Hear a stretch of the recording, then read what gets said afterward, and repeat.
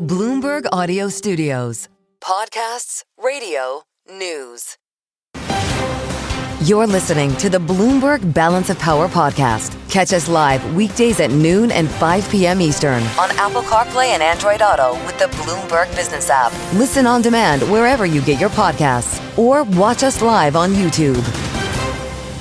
We are approaching this midnight deadline for countries to reach trade agreements or not with the United States and face the implementation of them tomorrow, August 1st. And of course, later on today, Joe, we will also hear from President Trump himself as he's getting set to sign executive orders and welcoming the press in as he does so. I have to admit, there's always tomorrow, but this just feels like one of those days when he walks into the briefing room. It could be one of those days when he wants to Can't rule anything out. Shape the narrative here, because we're all asking the same questions. Is that it? Remember, 90 deals in 90 days. We technically got 8 deals in 120 days, realizing one of those deals includes the full block of the EU. We could frame that as more than one deal, I guess. But look, we could get more where this came from. As we mentioned earlier, Kailey, the update on Canada is not good, as the president says its decision to recognize a Palestinian state is a deal breaker when it comes to trade.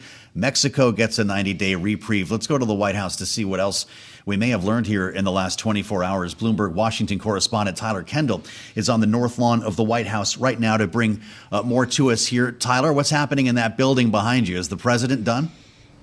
Hey, Joe. At this point, it's not really clear, though. At 4 p.m. Eastern, as Kailey mentioned there, he's going to welcome the press into the Oval Office, sign some executive orders. We'll have to see if those include actually putting pen to paper when it comes to putting these different tariff rates into effect, because keep in mind, so far all we've really gotten are these Truth Social posts, the letters that he sent, but we actually have to see the formal documents to see what's actually in the text and going to go into place. Now, you mentioned there, of course, Mexico was pretty big news today, getting that 90-day reprieve. That was perhaps unexpected, considering that the White House had said that there would not be any extension when it came to that August 1st deadline, though we should keep in mind that Mexico is actually the United States' largest trading partner, perhaps why we've heard administration officials say that the country would get a little bit more of a preferential a position when it comes to these negotiations. A lot, though, that we're still tracking, and a lot more that could still be on the table. Keep in mind, you mentioned Canada. We also haven't heard about Australia, for example, and then 2 countries, Joe and Kailey,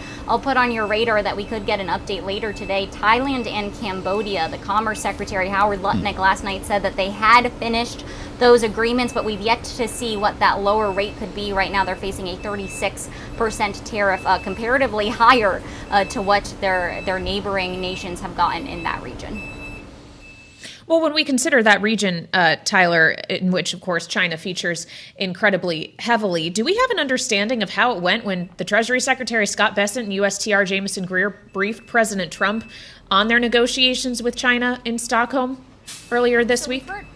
So we've heard from President Trump that it's gone positively. In a interview earlier today, the Treasury Secretary said that they were still working out some of the technical pieces when it came to an update to the trade talks there. We are expecting a 90-day pause to go into effect when it does come to keeping this de-escalation on track, because essentially that's what those Stockholm talks were, right? We heard the USTR basically amount them to a check-in, make sure that both sides are living up to the agreement that was reached in London, which is really about the agreement that was reached in Geneva, make sure that those magnets are flowing into the United States and that the U.S. is upholding its end in terms of perhaps loosening some export controls for less advanced semiconductor chips. They want to keep this process going and make sure that they're still talking, but we know that there are a lot of sticking points on the table. These are going to be talks that take a long time to accomplish. Just one that we haven't really spoken about a lot, but we heard the Commerce Secretary in an interview earlier this week say that the TikTok deal is happening adjacent to these talks. Things like that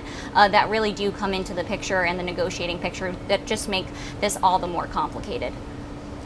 I don't know what they're trucking in there, Tyler, but if you need to get out of the way here in the driveway, this is a working White House, obviously. Tyler, thank you so much, as always, for being with us. Bloomberg Washington correspondent Tyler Kendall, live on the North Lawn at the White House.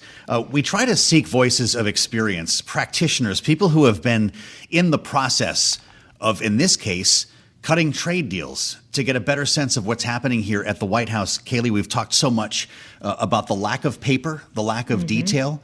And we thought we'd talk to somebody who's actually been in the room for these deals to get a better sense of what they mean. Yeah, I'm pleased to say joining us now here on Balance of Power is a former U.S.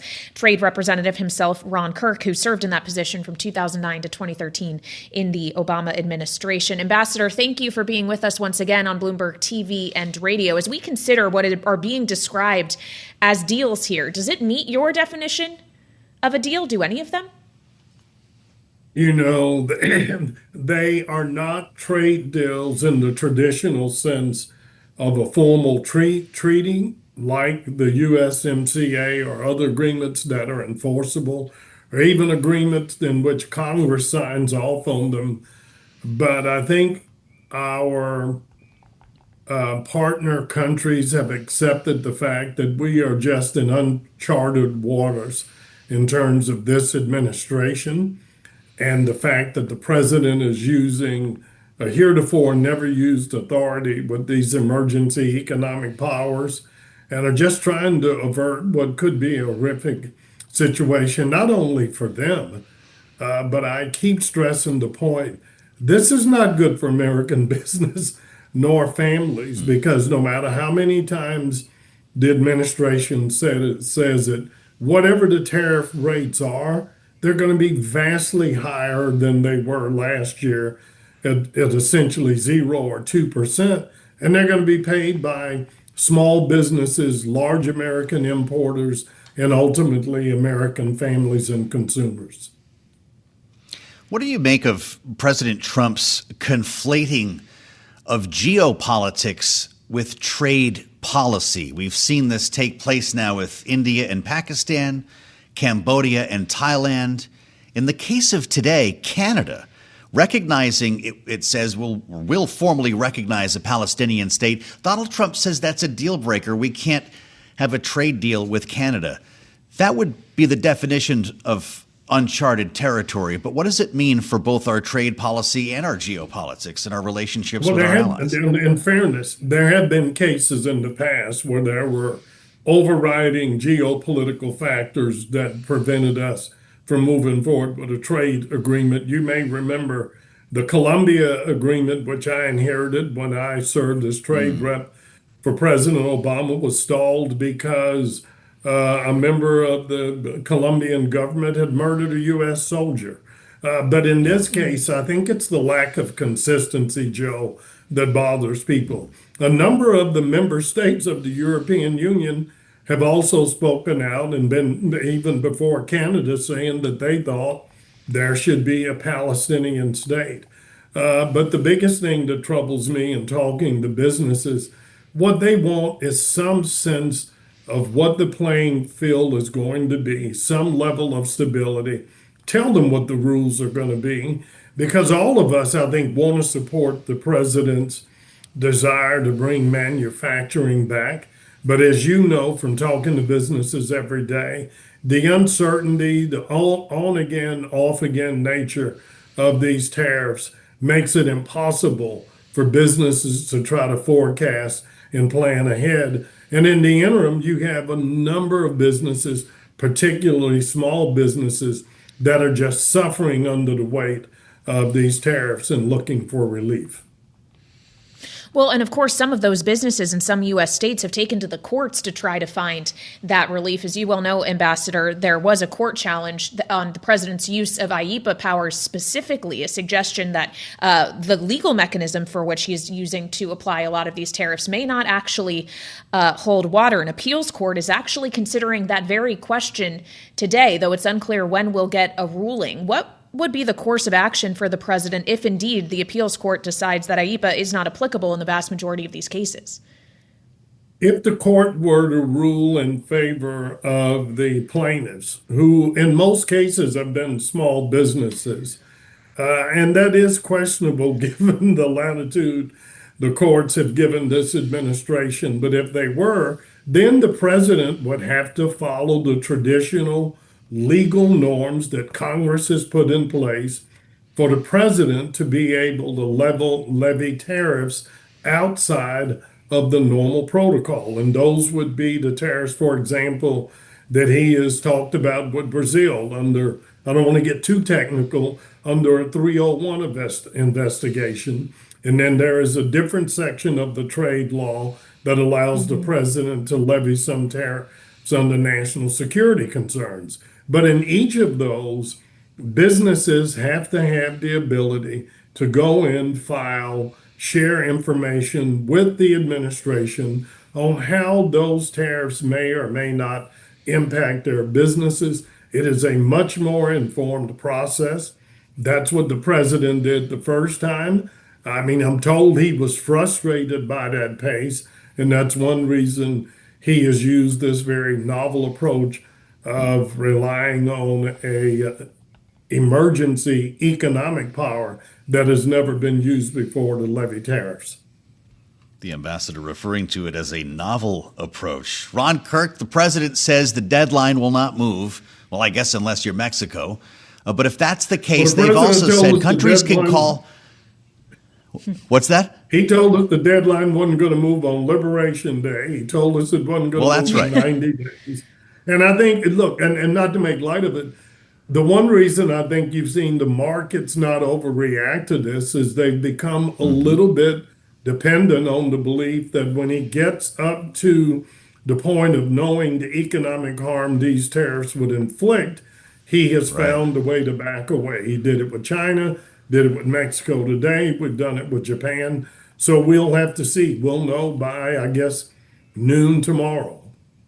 Or not. I look at, I don't know if you like tacos, Ambassador, but the White House has said that if countries want to call after the deadline, we'll still enter negotiations and maybe we'll cut a deal after the fact. Based on your experience in dealing with our trade partners, would they take Donald Trump up on that offer after all these letters go out in the next 24 hours?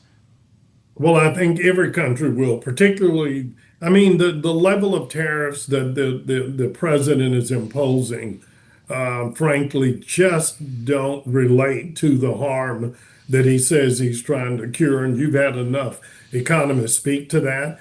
And sadly, many of these smaller economies, ironically, have a trade surplus with us.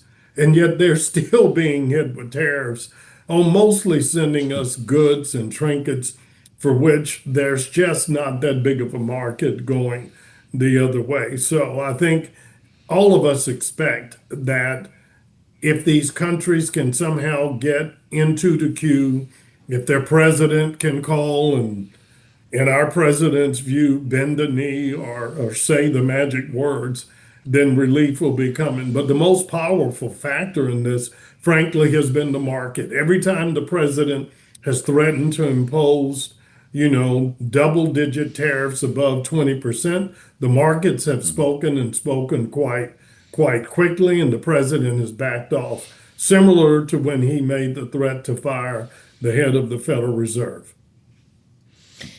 Yeah, Chairman Powell, at least for now, safe in his job despite not cutting interest rates yesterday. Ambassador, we'll see if that changes. Just quickly, as we look ahead to another deadline, August 1st is one thing, August 12th is another. That's when the current trade truce between the U.S. and China is set to expire, and President Trump to this point has not yet signed off on an extension. Are you concerned at all that we may actually see a rebound to the sky-high level of tariffs we experienced between the two largest economies earlier this year?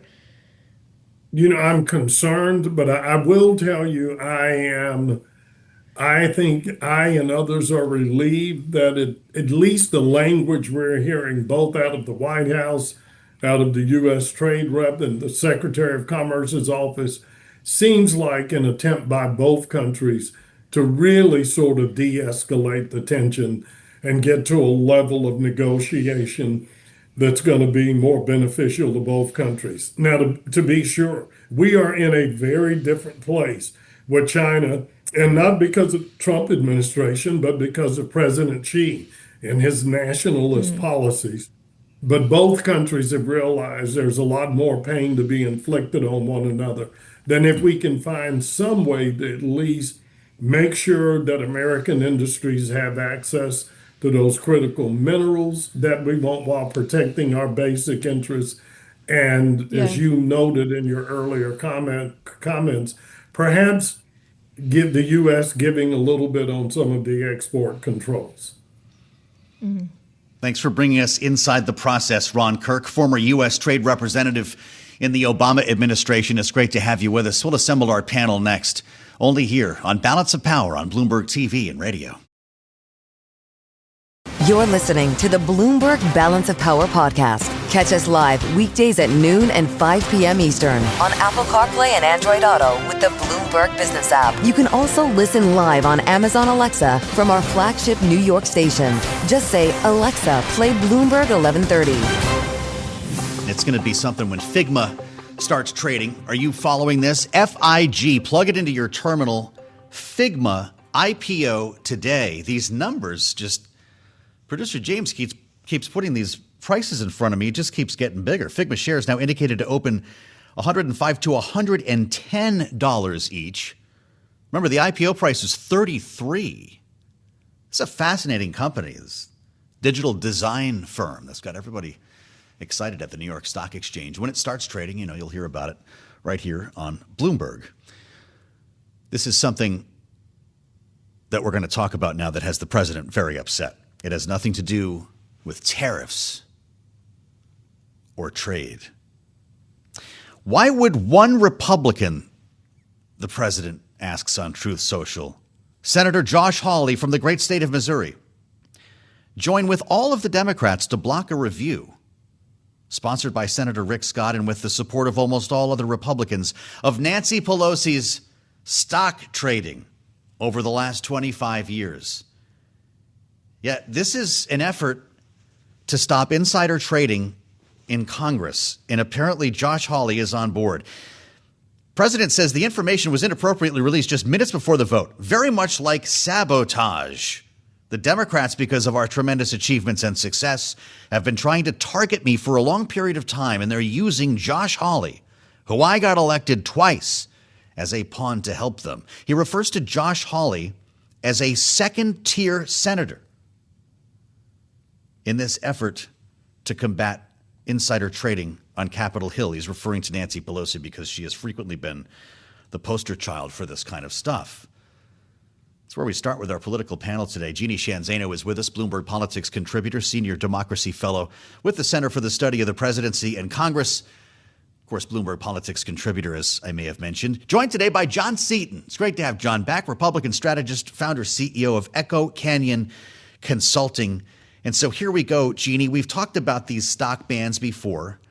A lawmaker stock trading ban is now advancing in the Senate because of one Republican, Josh Hawley. President says he is a second-rate senator as a result. And we've got news now that Hawley had a good chat with Donald Trump over this, but the stock trading bill is something that people feel pretty passionate about. We've done a lot of stories on it around here, Jeannie, but this kind of activity continues. When a lawmaker gets inside information via committee or something that was said in the writing of a bill, then they sell all the shares before the thing goes down, or vice versa. Will this ever stop? Is there a way to control this by way of legislation? I was chuckling when you were reading Donald Trump's truth because, number one, again, just like he did with Chuck Grassley the other day, he has taken to saying he got these people elected. So he got Josh Hawley elected twice. He got Chuck Grassley elected. But the other part of it is when he's questioning why Josh Hawley is doing this, well, I think he may forget that just this spring, he himself said if a bill like this crosses his desk, he will sign it. And as opposed to saying, I disagree with this portion or let's work on it, let's rewrite it, the president is all out attacking Josh Hawley. And of course, he is on the wrong side of public opinion on this. About 8 to 9 out of 10 Americans say that members of Congress should not be trading on the stock market because of the work they do in Congress, where they get information that can help them. And so this is a very popular bill, but, I think the president is a bit concerned about the impact on himself, even though now he's carved out of it, so he doesn't have to worry. It's actually called the Pelosi Act, John Seaton. This is the Homeland Security Governmental Affairs Committee that was voting on this. It cleared 8-7, would ban lawmakers and their spouses from actively holding stocks. Imagine the blind trust or whatever, you put all your money into ETFs. Is this a good idea, John? And is it something that could actually be passed and turned into law?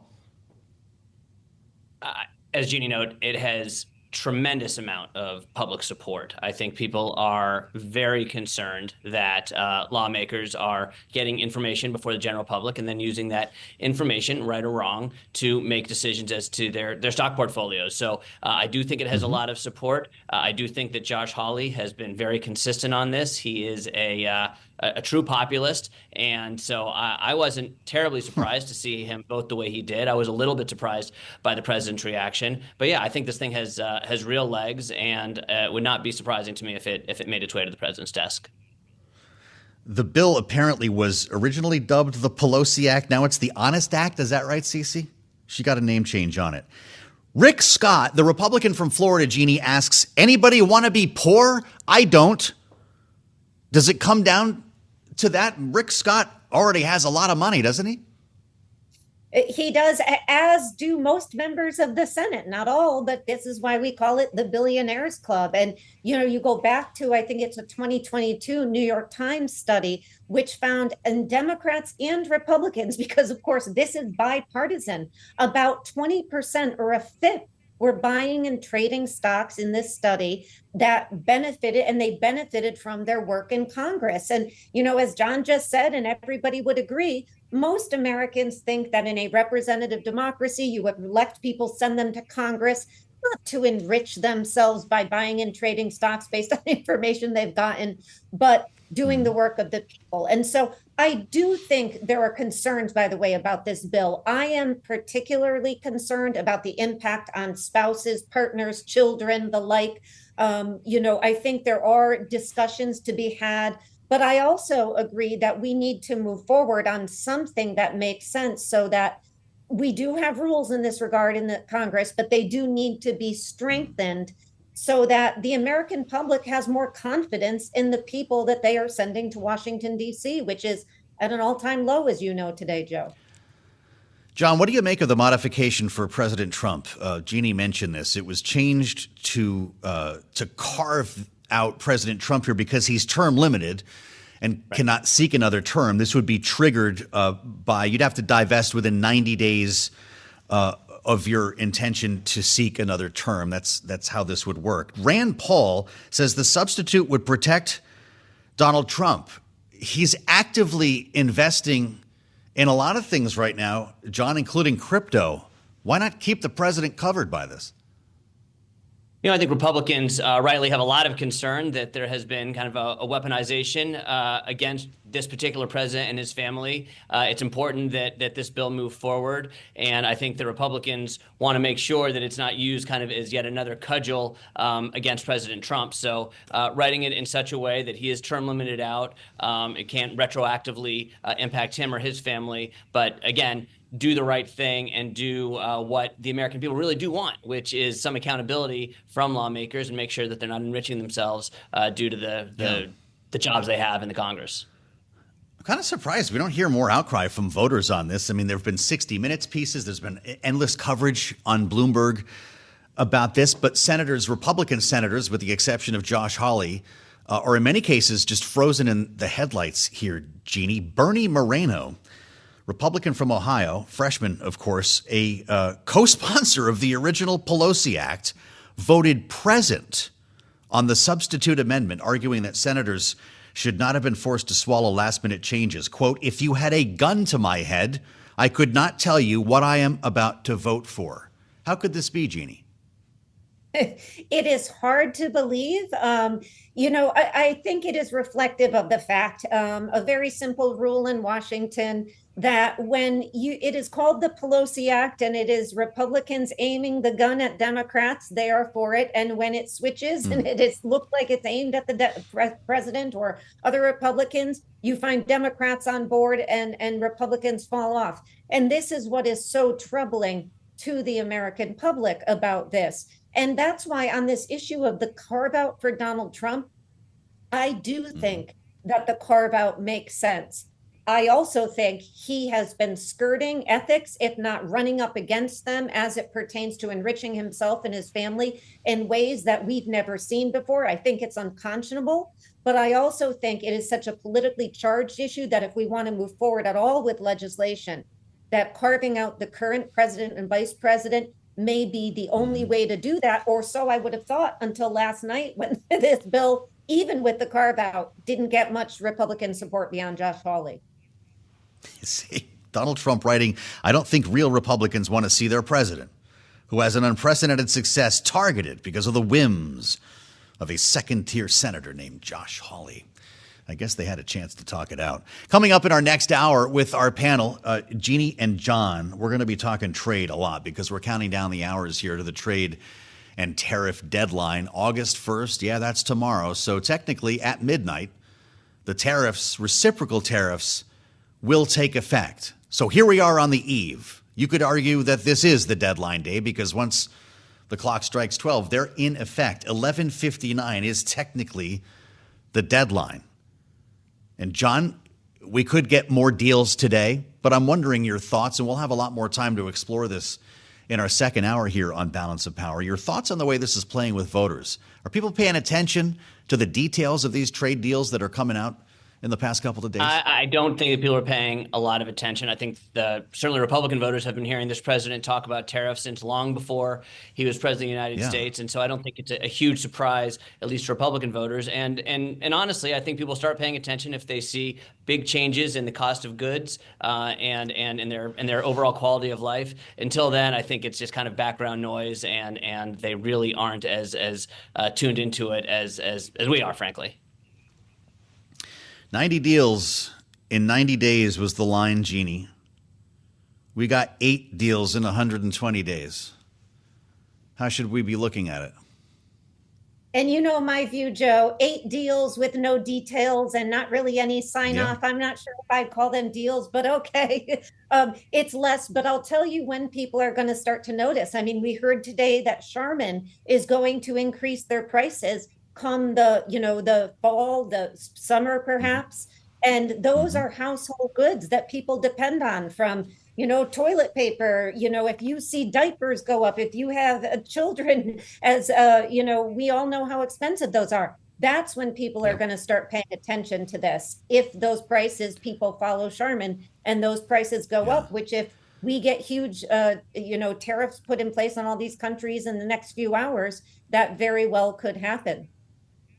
Don't squeeze the Charmin, John. The fact is that's owned by Procter & Gamble, which said this week it would hike prices on a quarter of its consumer products here in the United States. Is that the kind of thing that puts fear into Republican lawmakers?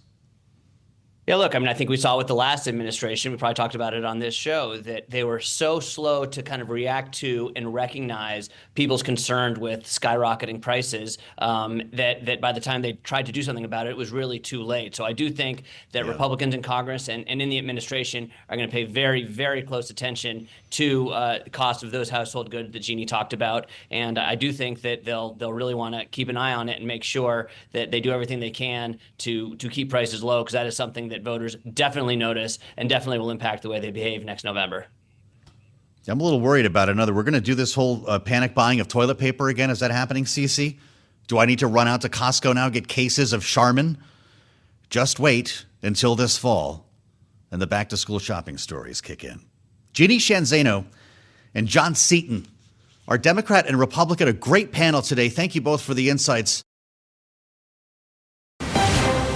You're listening to the Bloomberg Balance of Power podcast. Catch us live weekdays at noon and 5 p.m. Eastern on Apple CarPlay and Android Auto with the Bloomberg Business app. Listen on demand wherever you get your podcasts, or watch us live on YouTube.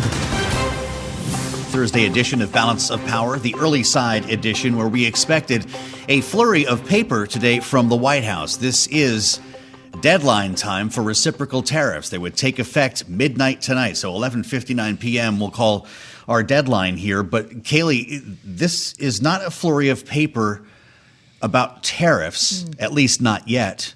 It's about pharma. The president just kicked out a pile of letters to the likes of Johnson & Johnson, Pfizer, Eli Lilly, Regeneron, talking about requirements. And we've heard most, if not all of this before, through executive order in an effort to lower drug prices. It's a four-pronged approach. And what's news here is he wants binding commitments from these pharmaceutical companies by the 29th of September. Each is signed at the bottom in Sharpie. And in the cases where he has relationships with the chief executives, he's actually crossed it out. In the case of Regeneron, which is run by Leonard Schliefer, he crossed it out with Sharpie and just wrote Len. Yeah, making these a little bit more personalized. Otherwise, each letter seems to be a carbon copy of the other with a different addressee on the top. But of course, this is a follow-up to his executive order from earlier this year in May around drug pricing. In particular, we're seeing it have a market reaction as the pharmaceuticals index within the S&P 500 is now right around a session low, down about 1.5%, and will continue to follow those moves, knowing that healthcare costs and drug costs are just one kind of cost that this White House has pledged to get down for the American people. The difference is perhaps that we're not seeing as much concrete action on other elements of everyday costs at this time, and that was evident arguably in today's inflation data. The Fed's preferred inflation data, actually, PCE, coming in a little bit hot year on year. And we want to get more on that as we look at a deadline on higher tariffs of tomorrow, which could threaten to send inflation higher, as we turn to Catherine Edwards, economic policy consultant and Bloomberg opinion contributor. So, Catherine, if we are to believe the White House is going to raise tariffs effective at midnight, August 1st is a real deadline that these are going to stick for some time, what's likely to happen to PCE and to inflation? And does it mean that the Fed probably made a good move in keeping rates steady this week? I don't think there was really any question that rates were going to go down this week. I think the bigger question is what happens in September. And to your point, that's a big if. If it goes off as planned, if they stay into effect, if they're not canceled or paused or delayed again. And in the meantime, we have a lot of court cases related to the legality of these tariffs that are still evolving. I don't think that you can plan for the tariffs in either direction, which is why Powell and the Fed chose to hold steady, even though they saw signs of concern in both the consumer market and the labor market. What I worry about is the extent to which this continued uncertainty at the highest level plagues businesses and consumers. So is this a huge I told you so for Jay Powell? I just don't think it's in the man's nature to say that publicly. So I wouldn't want to give him I wouldn't want to give it to him when I know he wouldn't say it. Well, what we did hear him say this week, Catherine, is that he thinks the Fed is farther away from its inflation goals than its labor market goals. He did not seem to share the same concern around the labor market that the dissenters, the likes of Christopher Waller, who, of course, would have cut rates at this meeting, had. What will we be watching for in the payrolls report tomorrow to give us a sense as to whether it's Governor Waller or Chairman Powell who are proving more prescient on that point? He's spoken in the past about how the labor market is not as strong as the unemployment rate would necessarily predict, that there's problems in which industries are posting job gains. Are they really reflecting economic activity or an aging population? What hiring has looked like, the unemployment rate for young workers. I mean, he's brought about all these things before, but I think the price uncertainty question has to be paramount right now and has to take priority over the labor market because those are concerns and not red flags. Whereas broad tariffs are absolutely a red flag. And the effect on prices of broad tariffs is faster than any effect we've seen on the labor market. So he's got to be basically ready for the first worst thing that can happen, which will be tariffs, should they go into effect, if they stay into effect. Yeah, we just got a headline from the White House. The press secretary is briefing reporters right now in the briefing room, Catherine. And President Trump will sign an executive order today on trade. We understand it will be on tariffs. So I guess with the exception of Mexico, these tariff rates are in fact going to take effect at midnight tonight. What will be the window before they show up in the hard data? That's very hard to say. I think what we learned from the first big deadline in April is that businesses have been doing a lot of maneuvering to anticipate what is happening and protect their business, their supply chains, and their customers before they take effect, or assuming that they will. So I don't know how long it'll take, but I do wonder, at some point, something's got to break for a lot of businesses. They either have to pass on the prices or they have to start pulling layoffs because they can't afford it. And so how long they can wait in uncertainty has been an open question since we've entered the start of this administration. Another big tariff announcement in the Rose Garden, another big cardboard with lots of pieces, with lots of numbers next to it. That just could push a lot of businesses over the edge to say, whatever I've been holding back, I have to do now. That has less to do with the policy itself and more about how well people can anticipate and protect their businesses. Catherine, it's great to have you as always. Catherine Edwards on the eve of the tariff deadline. Economic policy consultant. Find her work on the terminal. She's a Bloomberg opinion contributor. And we want to bring in the voice of a lawmaker. Congresswoman, Republican Nicole Malliotakis from New York is with us. New York's 11th district. Now that the home district work period is underway. Congresswoman, welcome back to Bloomberg TV and radio. There's always a lot we'd love to talk to you about, but I'd like to just start here with the conversation that we're having. We're listening to Karoline Leavitt and preparing for these tariff rates to go into effect. What are you hearing from business owners in your district when it comes to the impact of tariffs? Look, both business owners and consumers rightfully have some concern about what this will mean for them, what this will mean in terms of cost if you're a consumer, what's your bottom line if you're a business, and how are you going to make sure that it doesn't impact you. But what I would say is, and I've told the administration this multiple times, it's my hope, what we will hear from the president is that he will pause some of these tariffs, continue the pause for the countries that have been working in good faith. We have many countries right now that are at the table. They're negotiating in good faith. They're looking to lower their barriers of entry, allow more American products into the country, try to make a more balanced trade. And I think that if they are working with us, then we should give them a little more time. Obviously, it is difficult within that 90-day period to make so many trade deals all at once because each is very exclusive, specific to that nation, and addresses different needs. But what we have seen from the president is more fair trade for the American company, for the American worker, as it relates to giving us a better deal, right? Making sure that our products are not hit with tariffs when they are imported elsewhere. And we've seen this with multiple Asian nations. We've seen it with the EU. We've seen it UK. And there's still a slew of other countries out there that we know are at the table negotiating, and we should not, try to put this additional tariff on them if they're acting in good faith. Well, when we consider the administration is also touting the revenue that is being brought in by the existing tariffs, Congresswoman, knowing that that revenue is coming from importers who are paying that tax when they bring these products into the United States, is that really a better deal for them? Well, it is bringing in significant revenue, and we shouldn't be turning a blind eye to that. I mean, look, we're talking of what could be well over $1 trillion, trillions of dollars over the next decade that could certainly help pay down our debt in one respect. The thing is, you want to make sure that it's reasonable, so it's not going to again impact those end users or consumers. We really haven't seen those consumer prices increase. What we have seen, by the way, is trillions of dollars of private investment coming to the United States, whether it's from foreign companies or domestic companies that are looking to expand their facilities. You mentioned the pharmaceutical industry earlier, automakers. We're seeing that they are investing in the United States. That is creating jobs. We saw the 3% GDP growth. I think you'll continue to see that.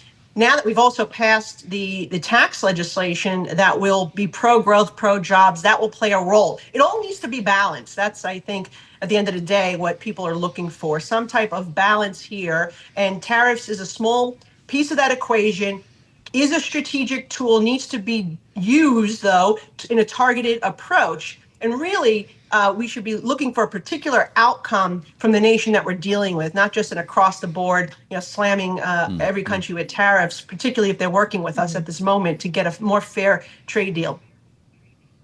Well, it's possible we'll see more extensions before this day is over after Mexico got one. Congresswoman, we've been hearing from a lot of your Republican colleagues in the House and a number of Republican strategists who talk to us every day here on Balance of Power, who seem to think that a government shutdown is a lot more likely now than it was even a month ago following the passage of the rescissions package. A lot of Democrats are saying we're pulling away from the table. Republicans cannot be trusted. Does that ensure a shutdown at the end of September? Well, I think Democrats not wanting to work with us in a bipartisan manner to fund the government can certainly lead to a shutdown, particularly when you need 7 votes in the Senate to pass any appropriations bill. And so it is concerning. I would argue that all our appropriation bills have passed in a bipartisan manner. It is the right thing to do is to avoid a government shutdown, make sure, and I've been through this now probably about 5 times, we've always averted the shutdown. So really, if we have a shutdown, it will be because the Democrats don't want to work with us in a bipartisan manner, because all these bills will be bipartisan at the end of the day. So they shouldn't hold their votes. And I would say that, look, we need to be responsible here. We need to legislate. The impact of a shutdown is very problematic, and we should really try to avoid that at all costs. Yeah, of course, considering there may be political consequences as well as the midterms approach, Congresswoman. And as the midterms approach, we have a question as to what exactly the map is going to look like, knowing that Texas in a special legislative session right now is actively pursuing redistricting that could see Republicans net 5 seats in that state. Your governor in New York, Kathy Hochul, is now threatening to try to take action of her own. She says, "I won't sit by while Donald Trump and Texas Republicans try to steal our nation's future." Are we about to get into a dangerous gerrymandering war, Congresswoman? Look, I hope not. And as somebody who is a victim of gerrymandering, I don't care if it's the Republicans or the Democrats that are doing it. It's wrong, and it should not be done. We have to make sure people are electing their representatives, and to try to alter a map to tilt the scale is wrong. We had to sue the governor in 2022 when they tried to really tilt the scale, in my case, put in very heavily Democrat areas of Brooklyn. It was the most ludicrous map. And because of my district, the whole state map was thrown out. And I think the Democrats learned a lesson there. When we had an independent person draw the map, they ended up losing 2 incumbents and then multiple seats in addition to that. And so what I would simply say is, whether it's Republicans or Democrats, gerrymandering is wrong. It should not be done. It's corrupt. And we have to make these maps as fair and balanced and competitive as possible. And perhaps we need to move toward computer-generated maps or just court independently drawn maps. But I don't support the gerrymandering, and I could speak about that from firsthand experience. Yeah, I know this hits close to home for you, Congresswoman. It sounds like you agree with Democrats in Texas, though, that this should not happen. Look, I agree with anyone who does not want to gerrymander, because like I said, it is just not the right thing to do. And I think that at the end of the day, we should be making these maps. And by the way, it shouldn't be made also to protect incumbents, which is the thing we see here in New York.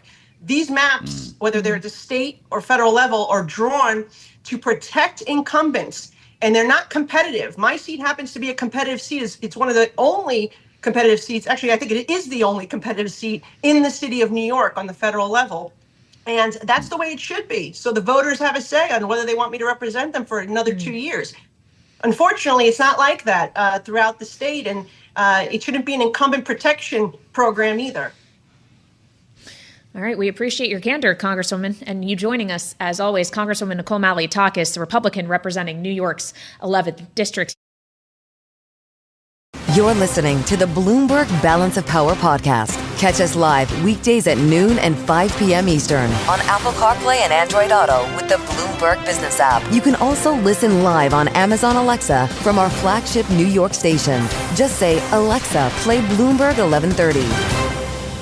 This, of course, is the eve of the big deadline day, and President Trump has already said he's not moving it. So put your tacos aside for a moment. Tariffs are going to take effect 11:59 p.m., right? Because it's, midnight here. So we're calling this the deadline day. Tomorrow, they will be in effect when you wake up. We're anticipating a flurry of paper, an avalanche, actually, of paper, because you've got the countries the president has announced arrangements with, but then everybody else gets another letter. It looks like how this is going to work. And those will be going out tonight and into tomorrow. But we actually have news on 2 important trading partners right here in the hemisphere. Yeah, you've been asking, what about Canada and what about Mexico? It's not looking great for Canada, as the president said just yesterday. Posting on Truth Social, wow, exclamation point. Canada has just announced its backing statehood for Palestine. That will make it very hard for us to make a trade deal with them. Oh, Canada. 3 exclamation points. We knew that things were not going well with Mark Carney. he was looking to get a deal done by his own deadline that was then extended, and Canada looks like it's in nowhere land at the moment. But keep in mind the USMCA exceptions. Now we turn to Mexico again. Put the taco aside. Donald J. Trump. I have just concluded a telephone conversation with the president of Mexico, Claudia Sheinbaum, which was very successful in that more and more we're getting to know and understand each other. Guess what, everybody? We have an extension. We agreed to extend for a 90-day period, he writes, the exact same deal as we had for the last short period of time, namely that Mexico will continue to pay a 25% fentanyl tariff, 25% tariff on cars, 50% tariff on steel, aluminum, and copper, immediately terminating its non-tariff trade barriers. So that might be all we get in terms of actual specific deals or frameworks with countries. The rest would be letters. And as the president says, the letter is as good as a deal. And this is where we start our conversation with Alex Conan. Firehouse Strategies, Republican strategist. Alex, it's great to have you back. And I'm pretty sure you were sitting here the day after Liberation Day. I feel like we met right after these first went out. And boy, there's been a lot of water under the bridge since then. So here we have deadline day tomorrow. I know that some of these dates are moving depending on the country, and we have a lot of questions about some of these deals. Yeah. But how are you feeling about it? When you look back the last 90 days, was this a success, a good strategy? I remember when I was here about 90 days ago, and I told you he's going to walk these back. Right? The tariffs that he announced on Liberation Day would have crushed the American economy. They would have been bad for consumers, ultimately bad for Trump's political standing. Wildly unpopular around the Hill, and that we should expect him to walk it back. And we have seen a steady walk back of those, to the point where he started getting embarrassed, right? The so-called taco trade, Trump always caves. And he said, enough. August 1st is going to be the day when all these tariffs are going into. But it also, I think, helped him with his negotiating power to go to countries and say, look, you have until August 1 to cut a deal.